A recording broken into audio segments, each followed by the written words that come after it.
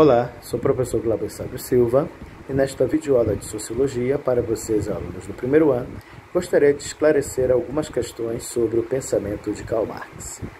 Primeiro, Karl Marx era anticapitalista? Sim, ele era bem anticapitalista. Quando ele resolveu estudar o capitalismo e identificou os males sociais do sistema, ele praticamente se rebelou contra o capitalismo. Ou seja, para o Karl Marx, o capitalismo era nocivo aos trabalhadores. E, para tanto, ele sugeriu mesmo a destruição do capitalismo pela luta de classes, por uma revolução feita pelo povo que pudesse destruir a ordem capitalista, acabar de vez com o poder da classe burguesa, inclusive acabar com a burguesia, e criar uma outra forma de sociedade, uma sociedade alternativa, que seria o socialismo, onde a riqueza, segundo Marx, seria socializada entre todos e todas. Segunda observação. Karl Marx, ao analisar o capitalismo, ele mais errou ou acertou sobre os estudos que ele fez do sistema? Ele cometeu acertos e erros nos estudos dele. Mas um dos acertos que o Marx muito claramente alcançou foi o fato dele identificar que o sistema capitalista é um sistema que vive do lucro. E o lucro no capitalismo é desenvolvido de diversas maneiras, mas tem três formas clássicas que mais o capitalismo arrecada lucros para se manter. A primeira forma é pelo comércio. Isso aí é muito fácil de entender. O sistema vende mercadorias para os consumidores adquirirem e acumula lucros pela venda destas mercadorias. O segundo fator muito comum no capitalismo para obtenção de lucros é o fator político. Você tem um Estado burguês, um Estado capitalista que explora a sociedade por meio da tributação. E pelo pagamento de impostos ele arrecada capital para ampliar os projetos da burguesia na área econômica. Diferente dos neoliberais Nutellas que existem hoje, o Estado ele não é um inimigo da burguesia, muito pelo contrário, ele é um aliado da classe burguesa. Ah, mas o Estado interfere muito na economia. Acredite, isso é para evitar a falência do sistema capitalista. Se o sistema capitalista fosse comandado exclusivamente pela classe burguesa, está aí o problema atual do coronavírus.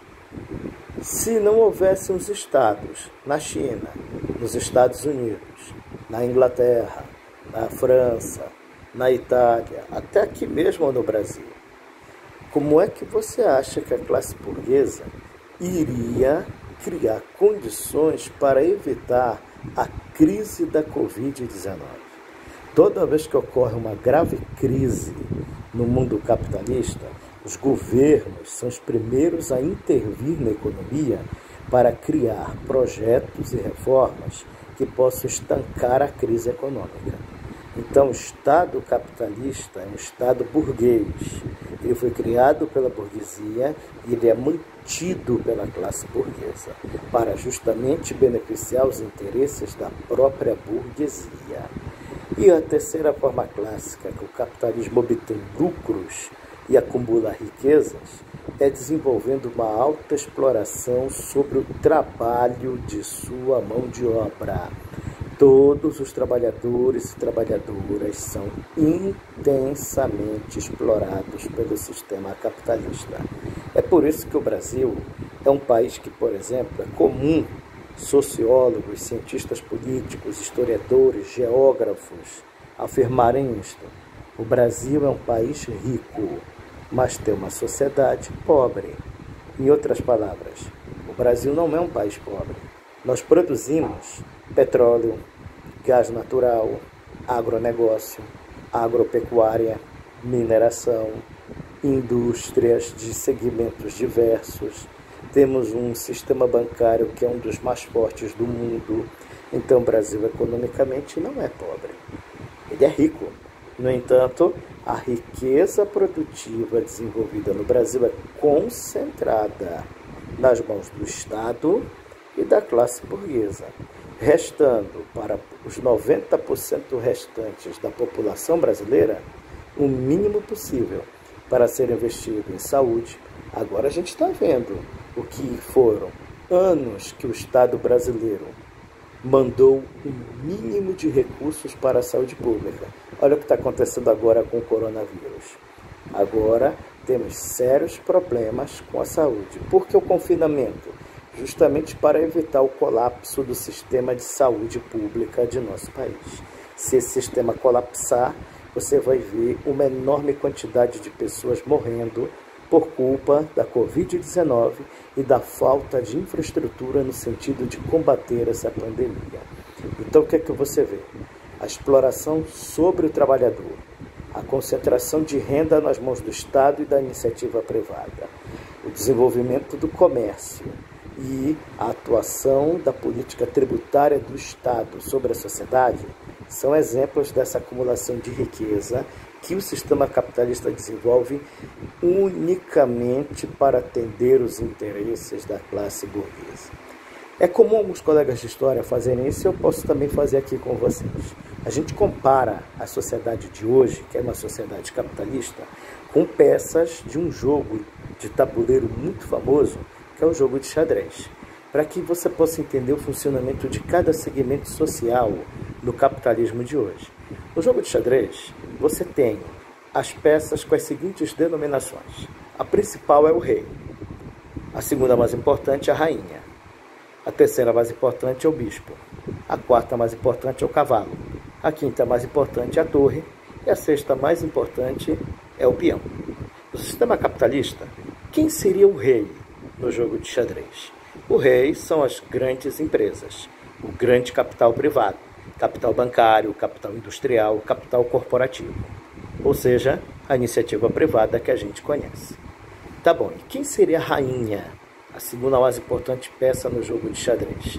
Seria o governo que cria leis e reformas para beneficiar os interesses da empresa privada, do capital privado. É a rainha ajudando o rei. E quem seria o bispo nesse jogo? O bispo é referência ao poder religioso. Igrejas que servem a governos, religiões cujos líderes estão a serviço do Estado e do capital privado, ou às vezes até são o próprio capital privado. E o cavalo? Qual seria, afinal, o que seria o cavalo, na verdade? O cavalo seria visto como, por exemplo, a justiça. A justiça que dá saltos em suas leis, principalmente para beneficiar os interesses de quem? Do Estado, do qual ela também é poder, e do capital privado, da qual ela serve. Então ela pula de decisões para adotar outras decisões mais favoráveis ao grande capital privado. E o que seria a torre? Qual seria a simbologia da torre? A torre é a simbologia das forças de segurança.